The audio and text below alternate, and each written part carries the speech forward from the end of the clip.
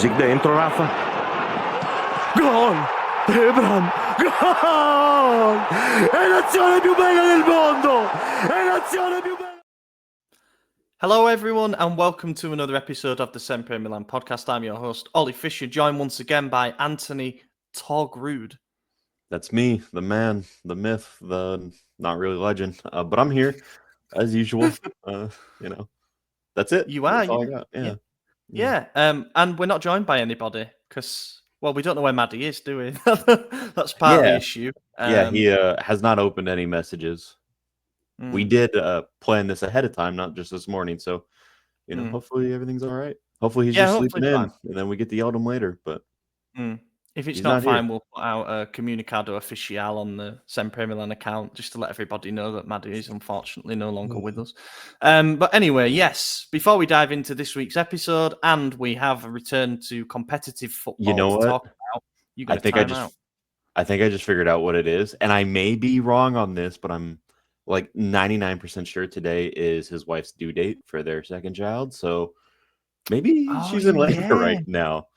Yeah, that is possible. Again, now I feel like an asshole because I was not being kind to my text messages. No. And yes, someone else who's part of the writing team had a baby on my birthday, August the 14th, which was totally crazy. And also, I wanted to say thank you for all the birthday messages on the last pod. Like, was genuinely blown away by the amount that there were. I thought it might be a couple here and there, but no, it really means a lot, all the birthday wishes. I am now, 29, turn 30 next. So chronic hip pain and knee pain and everything else is coming.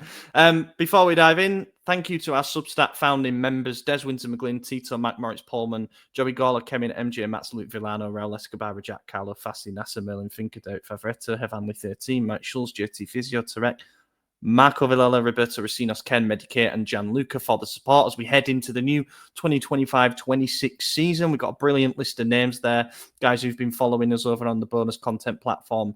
A lot of them since day one as well. We genuinely appreciate it. We think this is going to be an exciting campaign. It has to be better than the last one, right?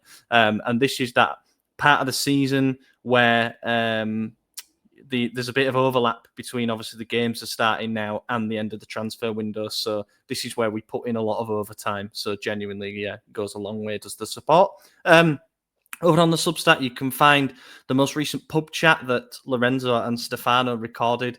It was a look back at Milan's worst transfer windows in recent times. They did a bit of a ranking of them, and the deals that stood out as being horrendous. That is a good idea. I've had it on my list for some time, and I'm glad that those two did it. So go give that a listen. It is very, very good. The most recent bonus podcast was me and Ben. We did it late last week, and it was a player profile on Cone De Vinter, who joined from Genoa to potentially finish the defence. I mean, we then signed Atakame, but we did a bit of a deep dive into him, stats, whether he's a good Chow replacement, etc. Isaac's bonus article, Premier League tax, squad costs, and the €80 million mission, looking at Milan's mercato when it comes to sales, because obviously we're actually in a net spend negative. I get profit. We're in profit this window. Basically, we've spent less than what we've received, and that's rare for us.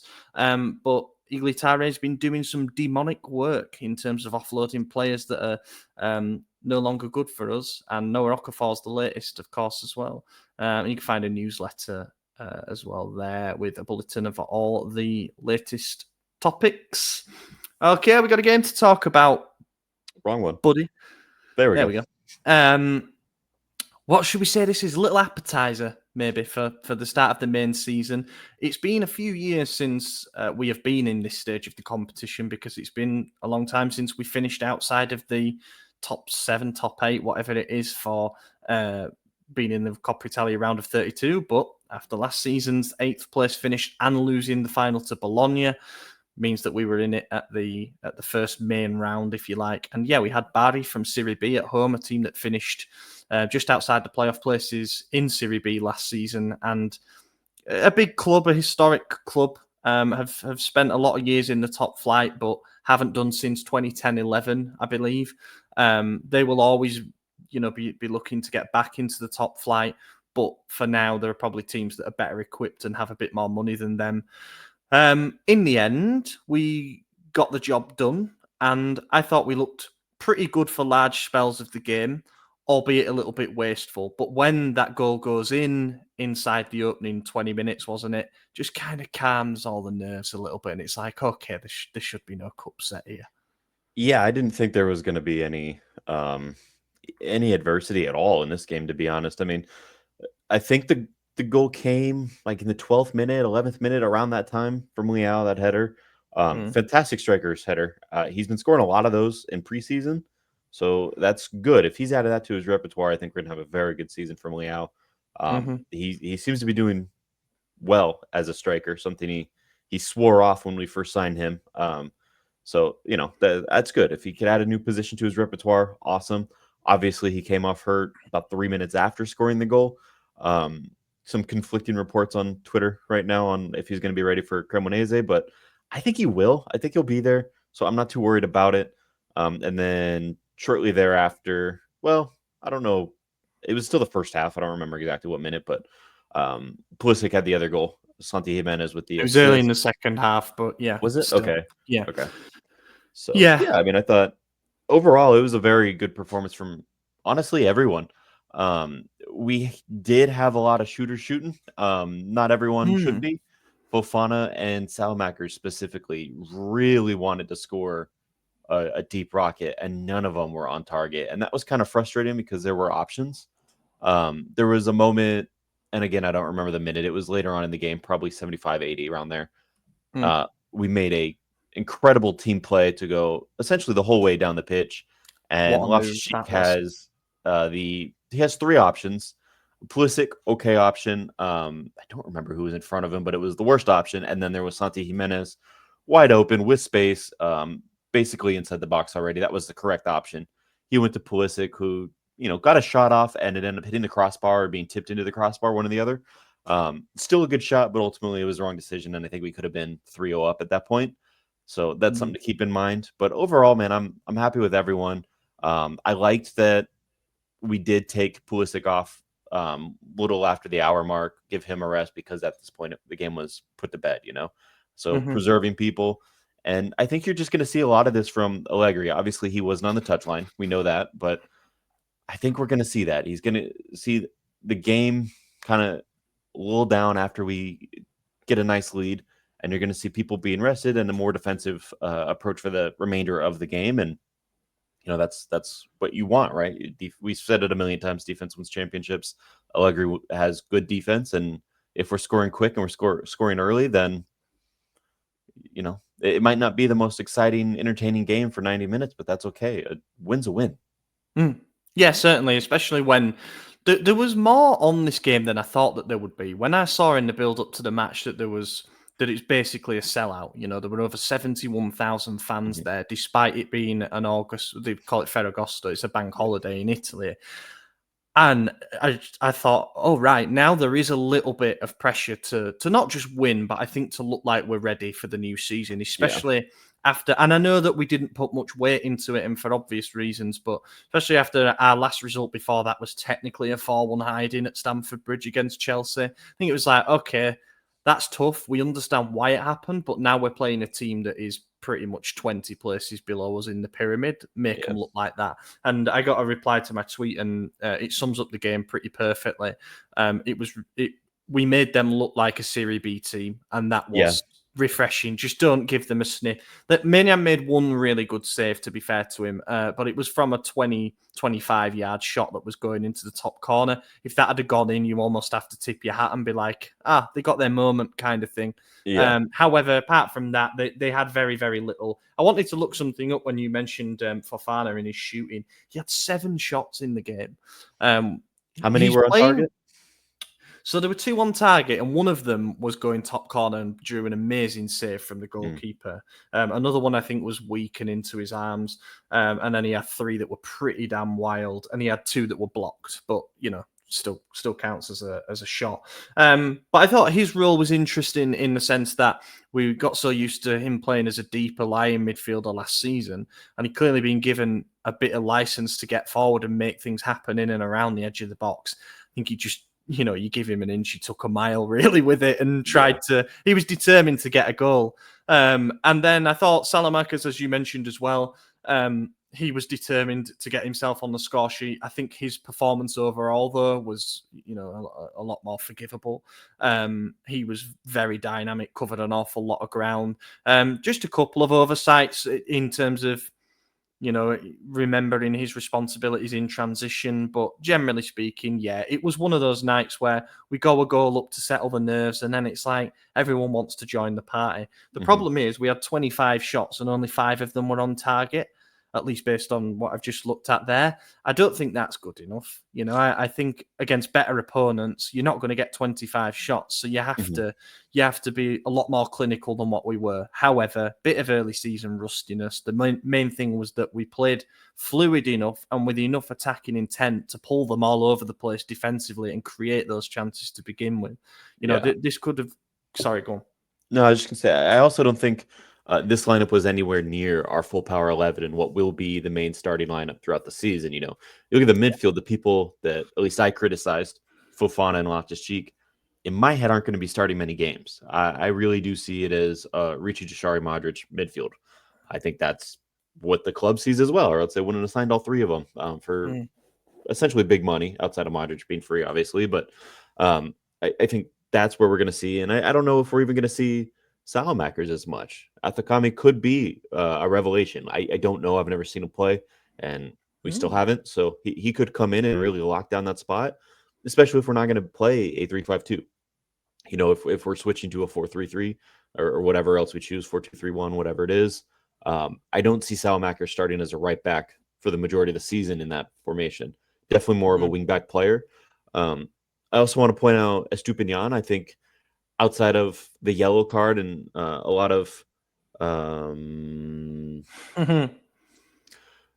don't know if we should announce that, but I was right about Madison. So yeah. We just got the text.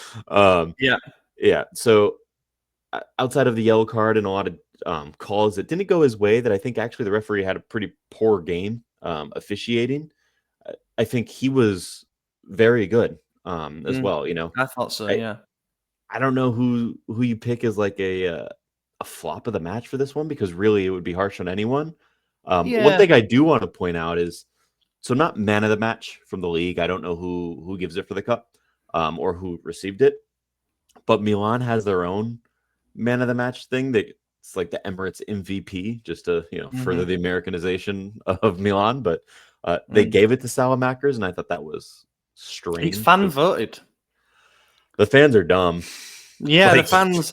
No, so there was actually an article in Tutto Sport this morning, kind of based around it, and sort of saying maybe it wasn't actually him, but it's a sign of how the fans have really embraced him back already, and sort of how I've seen quite a few tweets to the same effect about how Milan fans will always appreciate, especially after the last couple of seasons, players that work hard and run and they put everything in for the shirt and stuff like that. And we've said that about Salamakers for a long time, in the sense that his end product hasn't necessarily been consistently there. But in the Scudetto season, for example, he was an important balancer.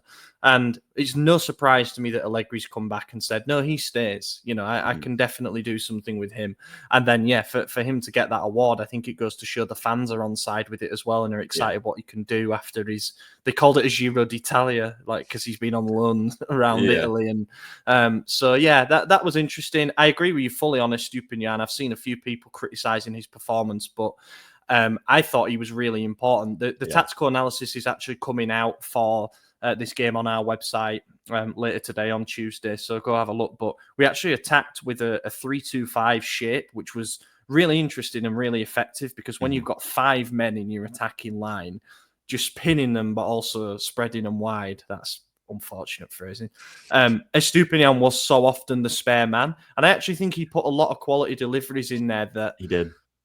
That it's like Leao's gone off, so we've had to kind of adjust to what we want the 2 split strikers to do.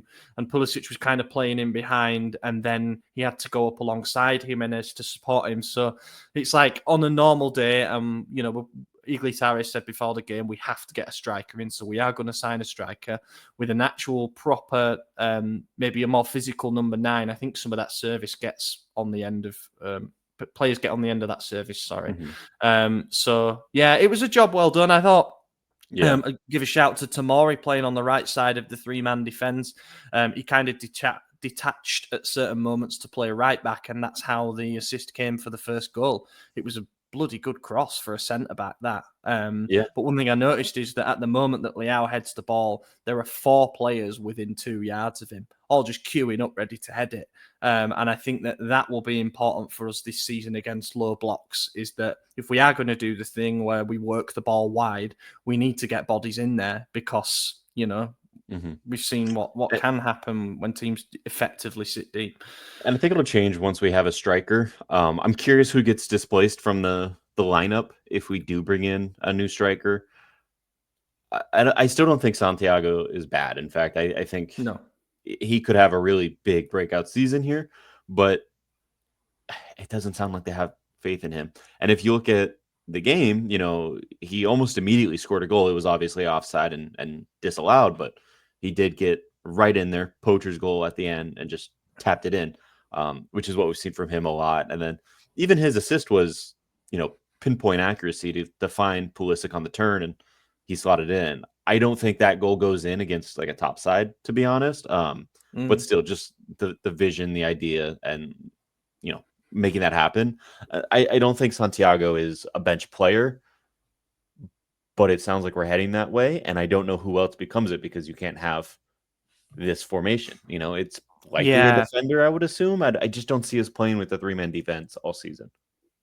No, and I think with Jimenez, certainly, obviously he deserves a grace period in terms of adapting to the league and everything like that. But I think Allegri will have watched us last season and seen that perhaps some of his struggles in terms of scoring regularly came because we were playing with one up front and he was pretty isolated a lot of the time.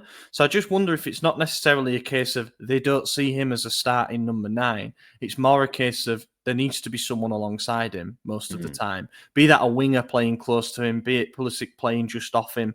But when, this is going to sound mental and people are going to shout at me, but when I saw the link-up play, the give and goes between Pulisic and Jimenez for Puli's goal, I thought to myself, they are actually the same player in many ways. Like, left-footed, sort of low centre of gravity, but good in the technical ability and things like that.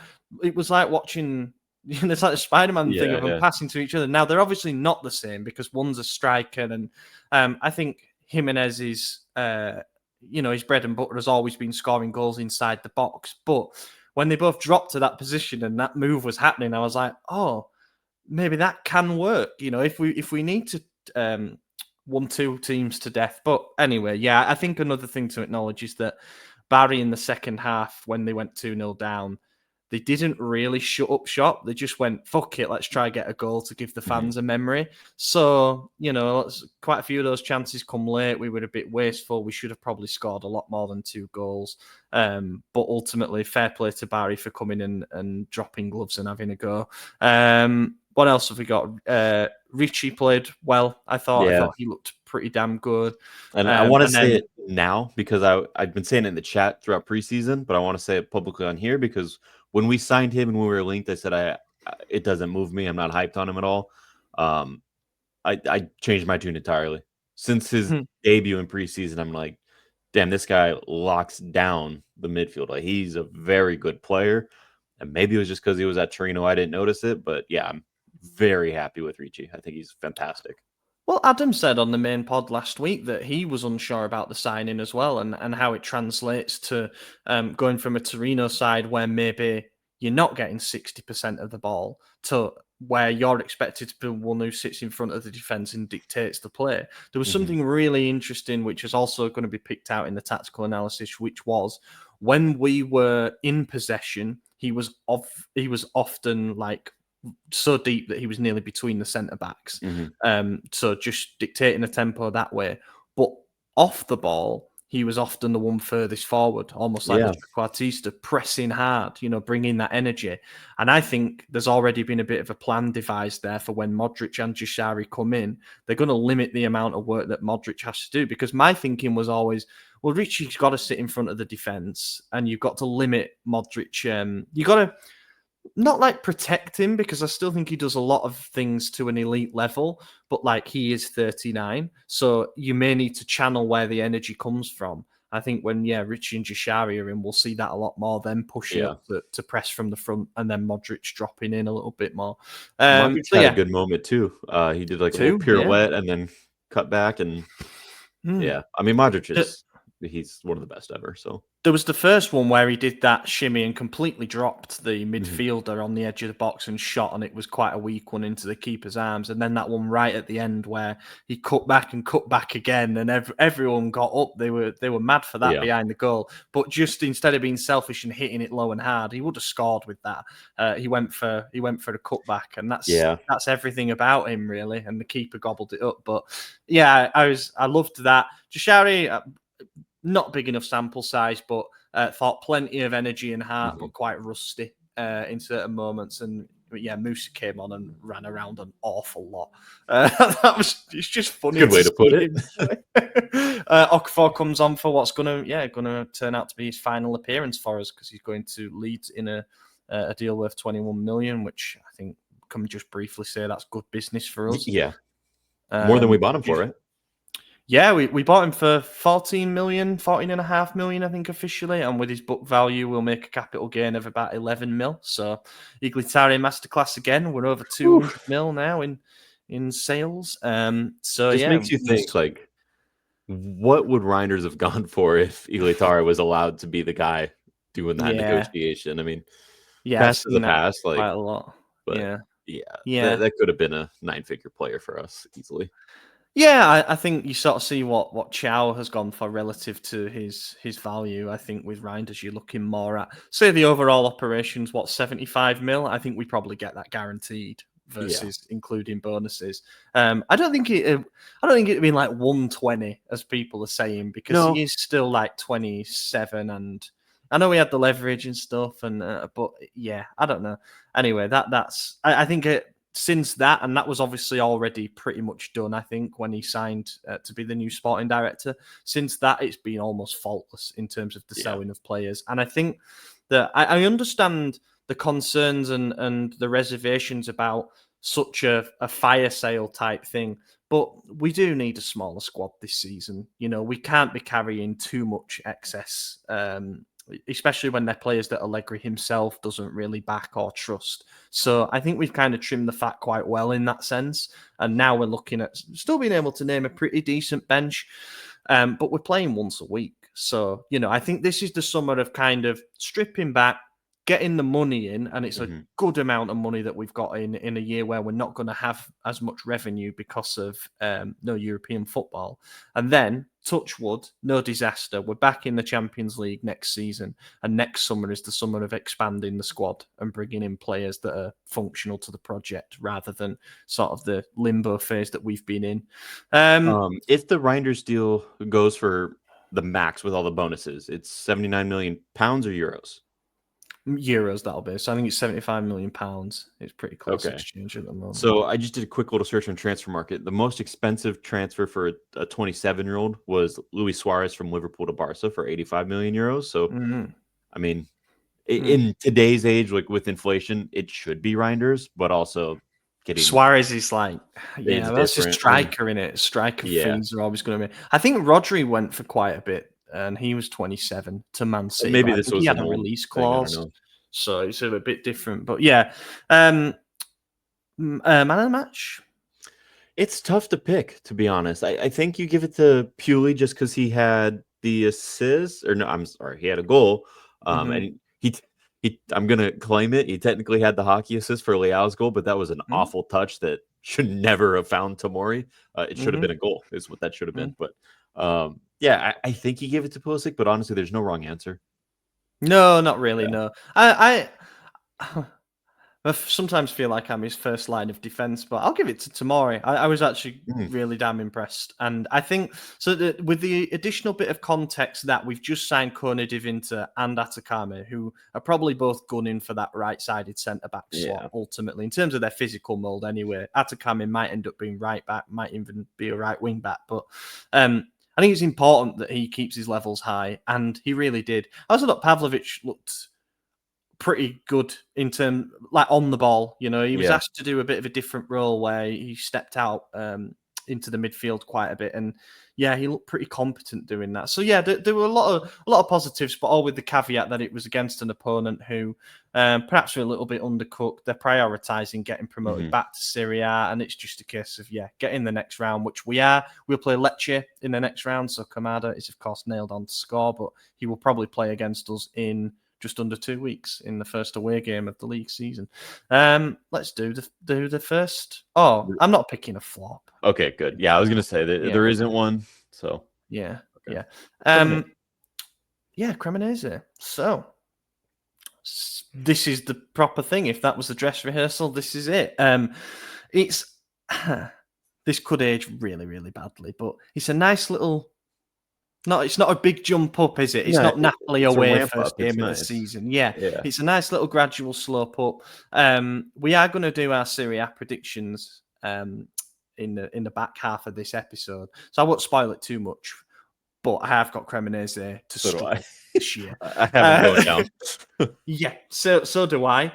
So in that sense, you could argue, with all respect to them, and I say that because I quite like their kit. I think no other team in world football will have red and grey stripes as their primary home kit. It's unique.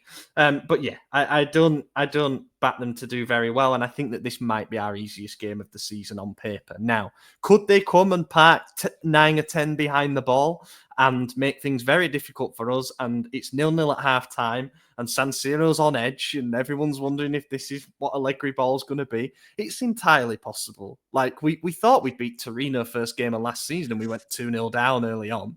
So, that could happen. Of course, there's the 2 Milan boys there as well, Warren Bondo and Filippo Terracciano.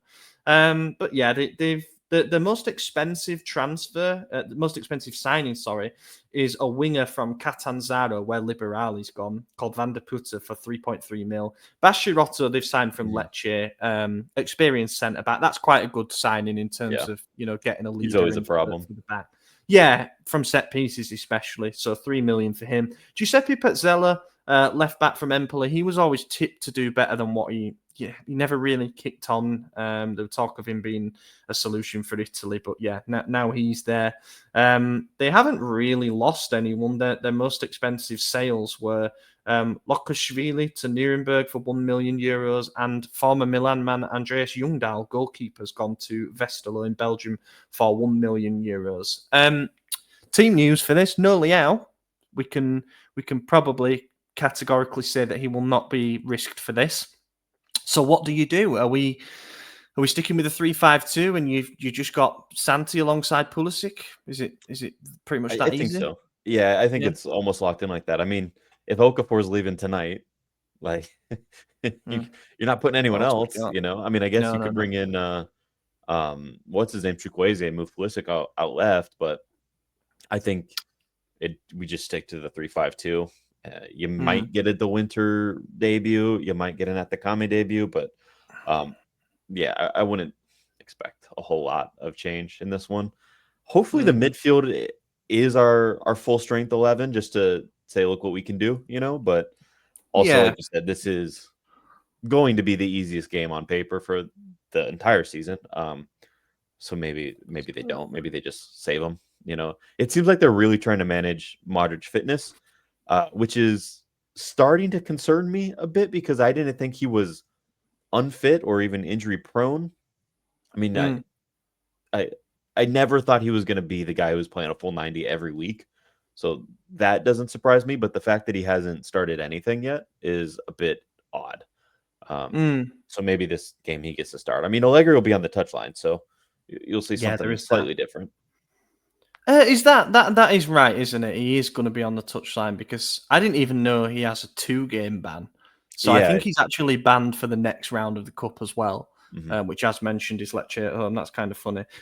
Allegri did say after, I believe it was the Chelsea game, he said Modric is just a bit behind in terms of his preparation and stuff, because I think the big difference between him and Jimenez, Santi Jimenez, that is that obviously Modric is playing in Real Madrid team that were gunning for the Club World Cup. They did get to the knockout stage, and then he goes on a vacation, stuff like that. Whereas Santi Jimenez, obviously a lot younger for a start, but he didn't actually start for Mexico, I believe, in I think he any started of the one game or knockout something. games. Yeah, and also he was in a seems to have been doing his own kind of training camp while he was there, so he probably came back just like straight up ready and match fit. Whereas with Modric, he obviously gets a bit of an extended leave, which is absolutely understandable. I think we might gear him up for, to maybe start the next game after this, because I think you can get by for another week with Richie, Jashari, and probably going to be RLC over Fofana. And yeah, I think you stick with the 3-5-2 just because of the two up front situation. I think you kind of have to do that. And then you keep the energy out wide with Salamanca and Estupinian as the wing backs. That's fine. You don't change a winning back three, in my opinion, one that's kept a clean sheet. So I'd be happy for that to stay as it is. Midfield three, as mentioned, Pulisic, Jimenez, and let's go for another 2-0 win. Yeah, I'm good with that. 2-0 works. Pulisic and Jimenez to score and them to assist each other. Ooh, love it. Okay, I'm in. Yeah, great stuff. 2-2 draw is. Right, let's move on to our Serie A predictions for 2024-25. If you're a long-term listener, you know how this works by now. We go through various categories, some Milan specific, and then others to do with the general league. These will also be available in article form where we get all the writers from the team involved. That's going to go out on Thursday. That's the current plan. So there's a few of them who haven't sent them back. Shock horror. So it gives me an extra 48 hours to cobble that together. But me and AJ have done our picks already. So we shall just dive into it. I think the obvious place to start is with the Scudetto winner. Napoli. Not thrilled, obviously I would like to have us as winners, and I do think we're going to be competing for it, but I think Napoli's in a good spot. I think the other big dogs, Inter, Juventus, I think they're not where they should be. To be honest, I don't see many teams outside of us and Napoli being good this season, so picking the top 7 was actually kind of difficult. But yeah, I think Napoli still have the strength. Now, I did make this like 40 minutes before Lukaku was announced to be out for 4 months. So big asterisk there. It depends on if and how they replace him. That could impact it. If they're without a striker for half the season, like they could be in trouble.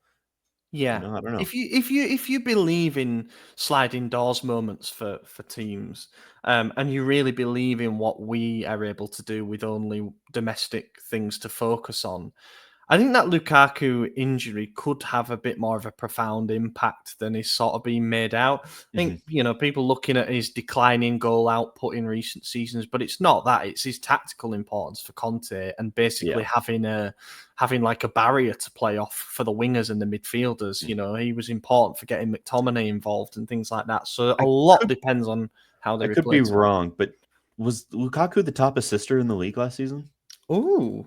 I know he had how quickly 10 plus. Yeah, he was up there. Didn't he have more? There was certainly a point in the season where he had more assists than goals. I'm sure he did. Yeah, I think he was on like 25 total goals and assists. So in the league, he had 10 assists. Pulisic was top with 11. Pulisic was top in the league. He was. He was joined with Raul Bellanova, who also got 11. Wow. And then we had Leao with 10. So, yeah, podium. But yeah, that shows his importance. 10 assists, even as someone just to play off. So I wonder if Conte is secretly shitting it a little bit now, because I think it's clear they signed Lorenzo Luca to be his deputy. Yeah. Yeah, and they sold Raspadori and Simeone, and I just wonder if they'd rather have had one of those two around now and sign another striker. It's one of those horrible ones where it's not like an ACL and you need someone for the entire year. He's going to miss like a third of the season, but you still therefore need to go out and get someone. It's just the Højlund thing makes a lot of sense there for me. It does. A loan And I with would rather option. Højlund go there because I don't think he's good. I know you like And I him. just, yeah, I would have been okay with him the way that the market was shaping up on a loan with option, because I think it's basically a bit of a rental, and we get to see what he's like and stuff. But yeah, I think for Napoli now that makes a lot more sense, and Højlund might be more attracted by the possibility of playing in the Champions League and things like that. So yeah, whether we now see that as an opportunity to pivot fully to Vlahovic, and I don't know, that will be what might we look back in a few months at that Lukaku injury and say, oh, it was a ripple effect type thing. But all that to say, I've also got Napoli winning the league. I think they've strengthened really well. By Bukema from Bologna, who I would have loved us to sign. I think if he hadn't gone there and we sell Chow, he could have been a really good option to look at. Noah Lang for the left side, Vanja Milinkovic-Savic, who he may end up just being a deputy, which is mental. They got Luka on a loan with obligation. De Bruyne, of course, on a free. So yeah, I think they've not really obviously lost Osimhen, but they didn't have him, if that makes sense. Yeah. And they won the league last season. And barring the Raspadori, I think they've not really lost anyone major. So I think that they will. The fact that they've got Conte committed for at least another year as well is pretty big. I will say, Kvara leaving in January was a big one because the gap that they had at the top of the table going into February was very large, and it went down to the final game of the season. So, they might be in a bit more trouble because I don't feel like Noah Lang is going to replace Kvaratskhelia in terms of numbers. I think he's a good player. We were linked with him, and I know Stefano's a big fan, but he doesn't do it for me the way Kvara did. And look, I'm not going to pretend like I knew who Kvara was before he got there either. But after 2.5 seasons, we know what type of player he is. So that'll be tough to replace. But they got Kevin De Bruyne. I mean, they're still going to be a force.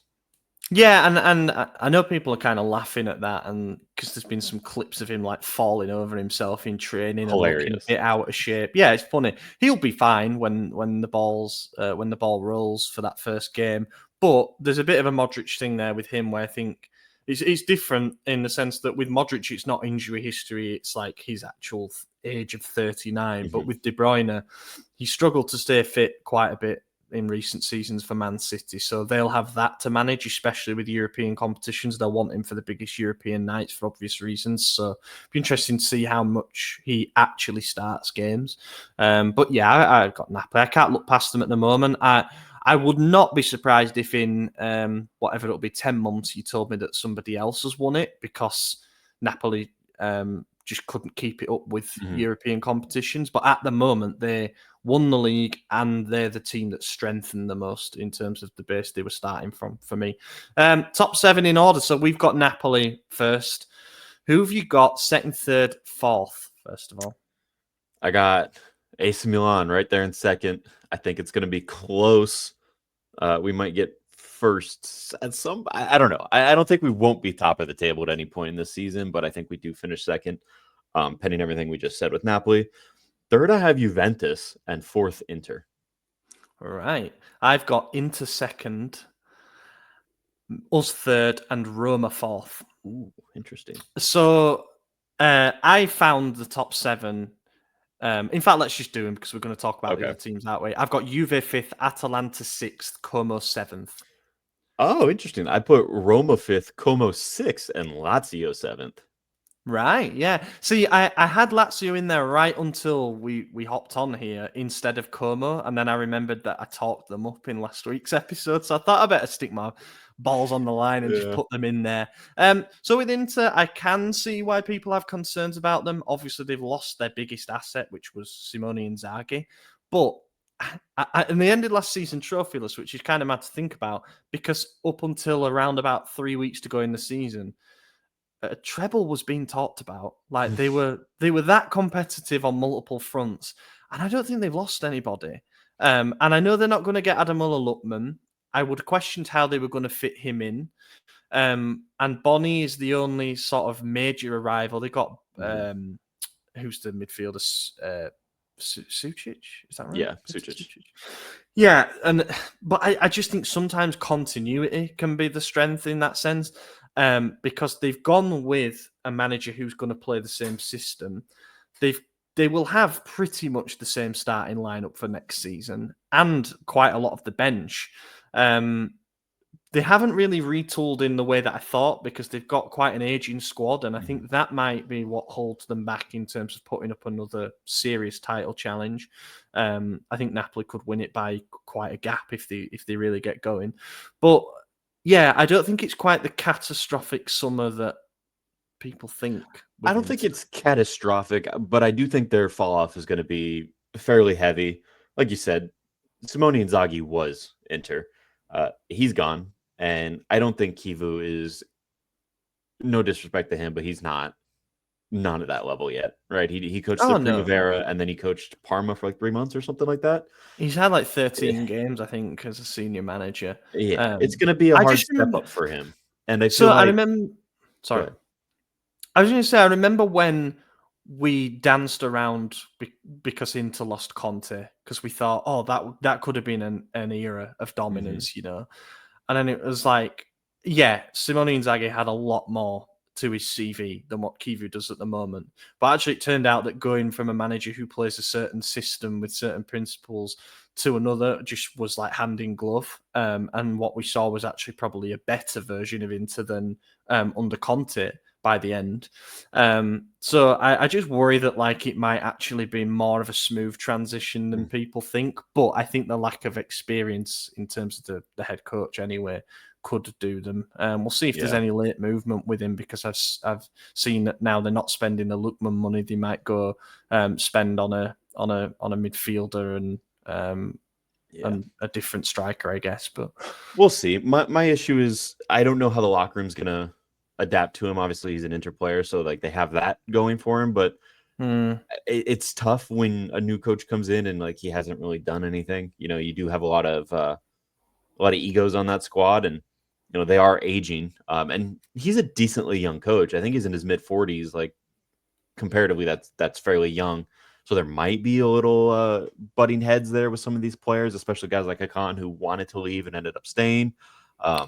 Taking the fact that they didn't get very many new signings.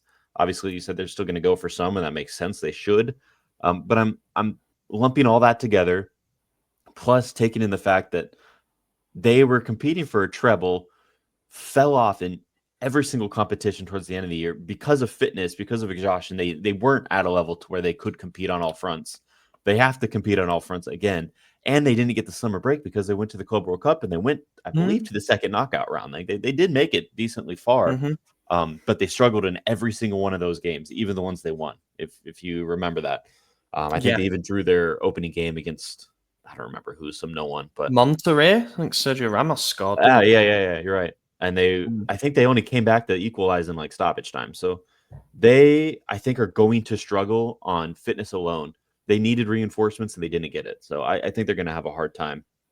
Juve is an interesting one. I don't think there's any change there either. So if they drop off too, like I wouldn't be shocked if they finish outside the top 4. I just don't know how the rest is going to go. Like I don't think Sarri is going to do much more with Lazio. I think 7th is about their caliber because I don't think the rest of the league's good. I really think this is not going to be a great year for Serie A in terms of quality. So that's why I still have them high. But Roma with Gasperini, could be very exciting. Could be a bus fire. Who knows? And then Como's the unknown quantity that we think is just reinforced so well. So yeah. Serious project. I echo literally all of that. The thing that I've got with Roma is just the way that they ended last season. It was almost like title challenger form for them in the second half of the year under Ranieri. And they've got Gasperini in who, you know, love him or hate him. And obviously we really dislike him. He is very good at getting teams into the top 4. So I think they're going to build on that. I think they're quietly having quite a good transfer window as well at Roma, and they're adding players that will be functional to him. For example, they signed Leon Bailey today, who's absolute lightning on the counter. So I can see them doing well and carrying on the feel-good factor from the end of last season. So that's why I've got them 4th. I've got us 3rd because I think we know our squad massively underperformed last season relative to the quality that we had. The midfield has been pretty much entirely rebuilt, and I think is probably the best in the league on paper now in terms of what we've got on the options there. There's still that question mark about up front. If we are able to get Vlahovic in and he starts like a man possessed, I fancy us to challenge. But just at the moment, I'm wondering about how that forward department's looking and if we can get a consistent, very solid 3-man defence. That's why I've not got us as high, because I've seen quite a few tipping us to win the league because we're only playing one comp. I just think that we'll probably still stutter a little bit. Juve, I'm not on it with them, really. I've got them 5th because I think Tudor's a good coach, and he got them over the line into the top 4 last season, And I think on paper, their starting 11 is still not bad, and it's going to shithouse them a lot of games. And they've added Jonathan David, who, if you told me he scored 11 goals next season in all comps, I'd be like, yeah, of course he has. But then also, if he scores 25, I'd be like, fucking hell, So there's a lot of unknowns with Juve. So yeah, I've got them just outside the top 4. Atalanta, I think, will have a drop off under Juric, but I still think there's quite a bit of talent in their team, and I think that they will still. I think they've got a bit of know-how about them. I think they'll still be pretty good at home and things like that. And Como, just because they're ambitious. I think Lazio, Fiorentina, and Bologna will make up the rest of the top half. But I just think it will be tough for those teams to break in, really. Yeah. Lazio in chaos, Fiorentina. I don't think I'd be surprised with any team finishing 7th outside of Milan, Inter, and Napoli, but anyone else could do it. Like, I genuinely feel like this is not going to be a competitive Serie A season outside of the top 2, maybe 3. It could also be really competitive in the sense that the teams from like 3rd down to 8th, there's not much between them, for most of the season. But I know what you mean in terms of the actual level of play and stuff like that. It could be that, if we lead the league for a bit of the season, like last year, fans from clubs abroad are looking at Serie A and like, your best team's not even represented in Europe. What the fuck is going on? And it's like, yeah, that's Serie A. How will we do in the Coppa Italia? So I think we have a very easy route to the semis. I think we get there, and I think we're going to beat Juventus in the semi, go to the final. It'll be a derby, and I do think we fail. I don't know why. I just don't back this team to win trophies. I would love to win the cup. I really would, but something tells me it's just not in the cards for my lifetime. I don't know why. Do you know which manager in history has the most Coppa Italia wins? Is it good old Max? It is indeed, with 5. And that's why we're going all the way this year. We're winning it. Take it. This is the year, and I will be there again in Rome for the 4th time to try see us win that bastard trophy. It's been too long, but I think Max is the guy who ends the drought. And also, there might be other teams, that they've still got that they're still fighting on European fronts at that point and stuff like that. Whereas we will literally just have that in the league to focus on. I also should have put a caveat in for Super Coppa, but I actually forgot all about that. Well, I don't know. I mean, it's the same 4 teams, right? It's no, yeah, it's I think not. no, but Napoli, Inter, us, and Bologna, and we face Napoli. Yeah, lose that. That's what I'll say. I think we lose. Yeah, to Conte. Relegated teams. In order, I put. No, I'm sorry, not in any particular order. So mix and match how you want it. Parma, I think they're done. Pisa, I don't think they're going to do well. I think they might actually be bottom. And Cremonese. I've got counting up Pisa rock bottom, Cremonese and Lecce. Yeah, I can see that. The only reason I didn't pick Lecce is because I want Camarda to just pop off. Yeah. I'd like to see that.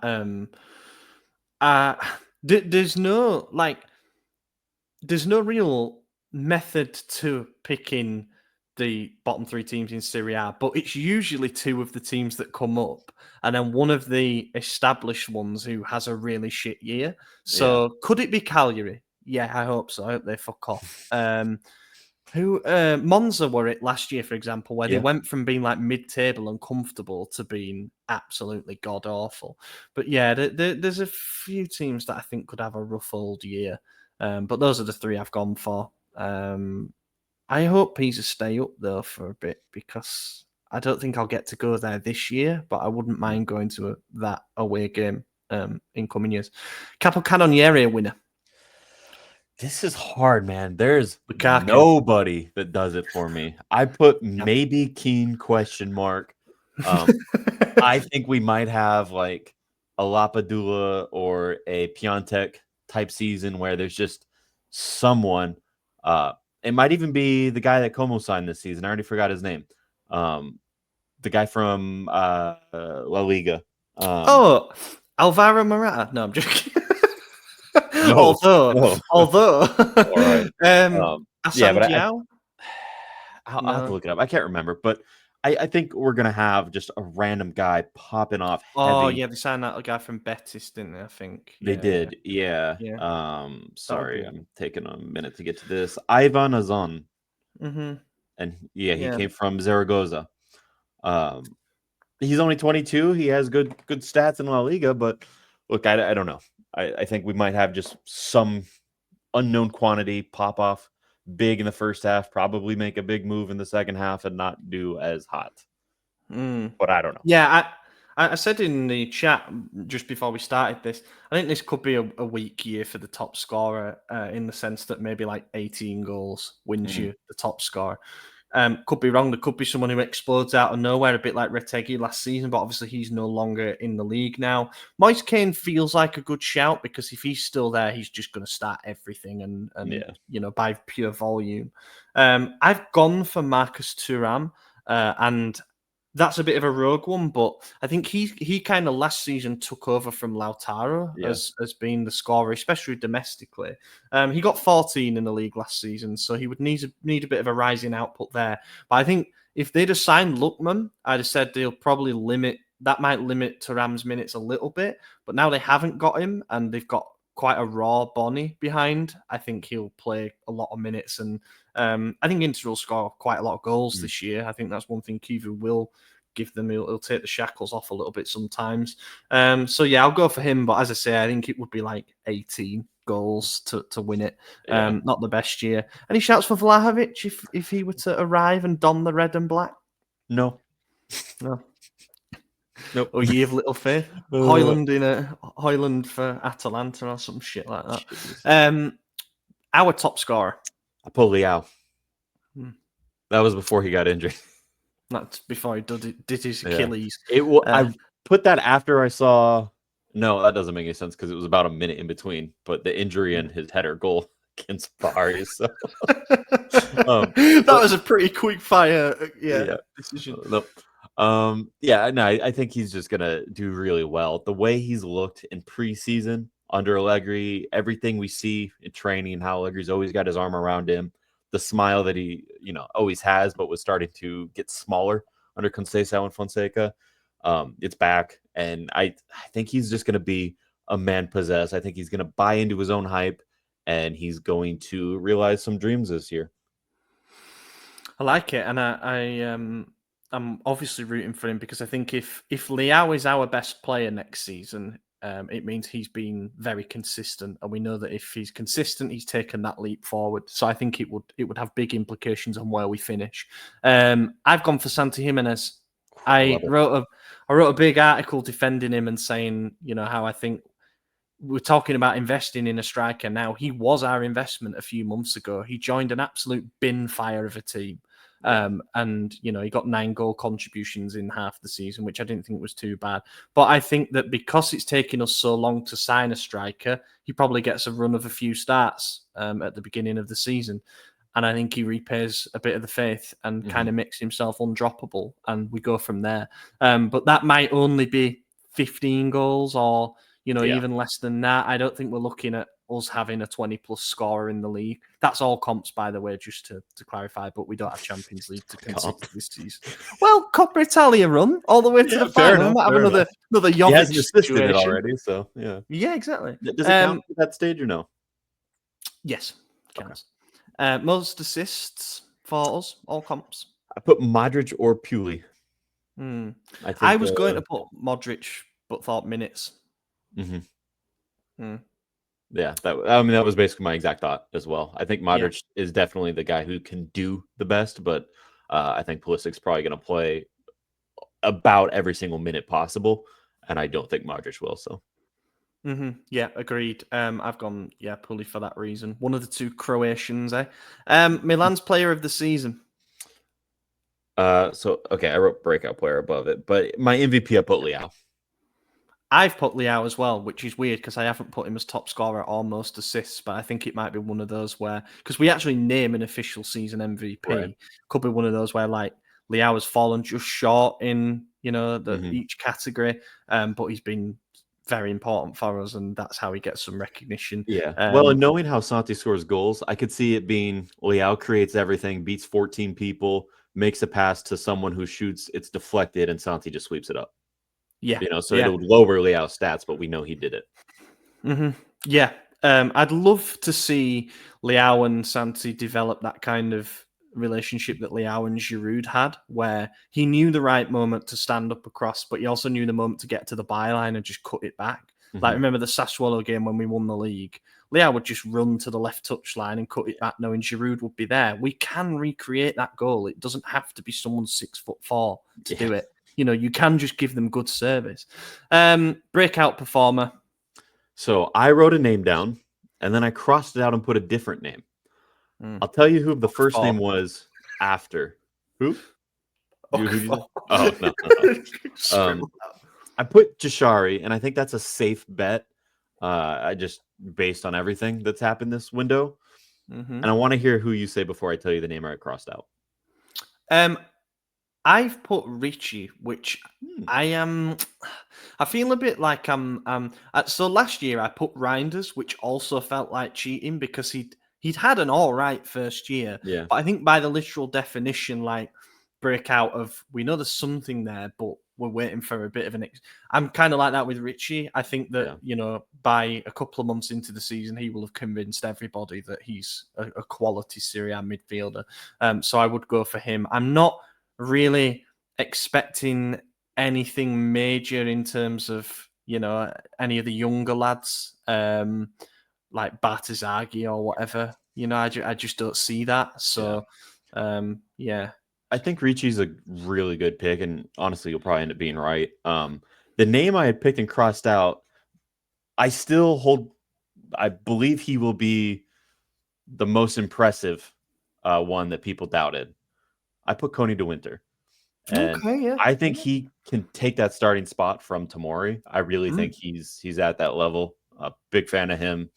And the stats back it up. I know everyone disagrees and thinks he's not going to do anything, but I think he's a fantastic defender. Allegri was his debut coach. I think he's incredible.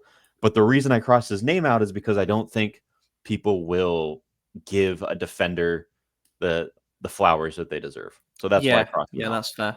Yeah, that is fair. Yeah. I think De Winter is already a bit of a victim of circumstance in the sense that the reason he's arriving with such little fanfare is because everybody wanted us to spend 40 million on Leone.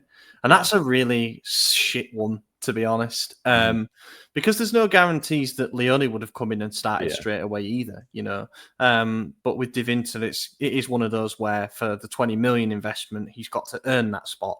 And maybe that will push Tomori to be higher level. And actually what we see is De Winter come in and play more on the left side or even down the middle of the three. Or if we switch to a back four, he can also play right back. So there should be opportunities for him definitely to show that he's good enough. And I like the romance of the reuniting with Allegri thing as well. The guy who gave him his Champions League debut. I think that will probably mean that he gets plenty of opportunities to show what he can do. That's our predictions. What I'm going to do is leave the template thing that I have in the comments, so everybody can reply and tell us their thoughts. Don't really have time for questions this week, unfortunately, but what we might do is try to get through a load of them next week, especially given most of the questions that we got were about strikers anyway, and we're not really any closer to knowing who it's going to be. Yeah. Not sure how we're going to record next week yet, by the way, everyone. Yeah. You'll be here with me. So, but I'm we're in not going to do a America. live I'm episode. DC. No, Maybe I'm not. we'll do a walking thing with a selfie stick in front of the White Little House. GoPro. Yeah.